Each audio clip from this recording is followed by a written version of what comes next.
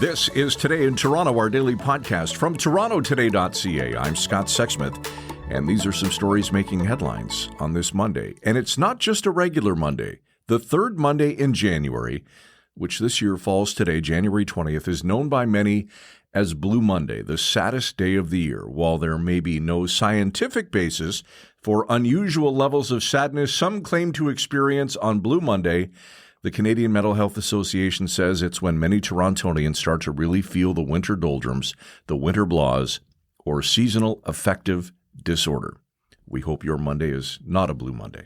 Toronto's warming centers have been operating at or near maximum capacity since the start of the year, according to data from the City of Toronto. For community advocates, the data confirms what is already common knowledge. More and more unhoused people are being forced to endure dangerously low temperatures outside, sometimes with fatal consequences. Catherine Manny with the latest on this story today.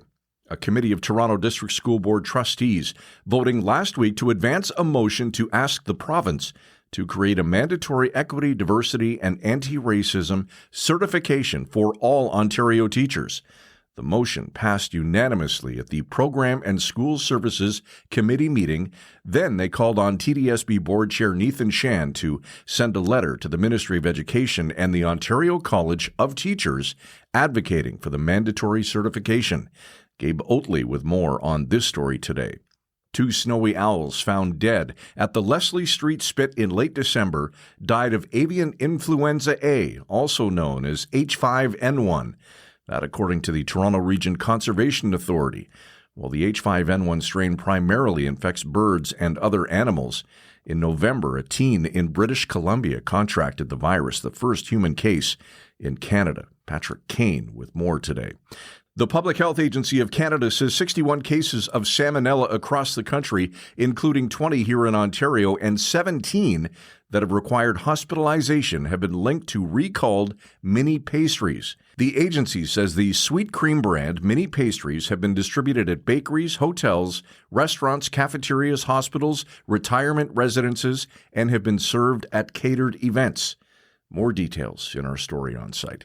It's looking like a 3-horse race for the Liberal leadership after both Freeland and Gould threw their names into the hat over the weekend, joining former Bank of Canada Governor Mark Carney. Candidates only have until January 23rd to declare that they are running and begin a series of entry fee payments to the Liberal Party so they can join the race. In sports, both the Philadelphia Eagles and Buffalo Bills winning their NFL playoff games yesterday, advancing to the conference championships next weekend. The Leafs are hosting Tampa Bay at Scotiabank Arena tonight. Toronto weather, a mix of sun and cloud today, high -10, a few flurries tonight, overnight low down to -15, and a sun-cloud mix tomorrow. Daytime high expected to reach -12 degrees. That's it for Today in Toronto. Follow us on X, sign up for our daily newsletters, and subscribe to Today in Toronto, wherever you get your podcasts. Thanks for listening. Have a great Monday.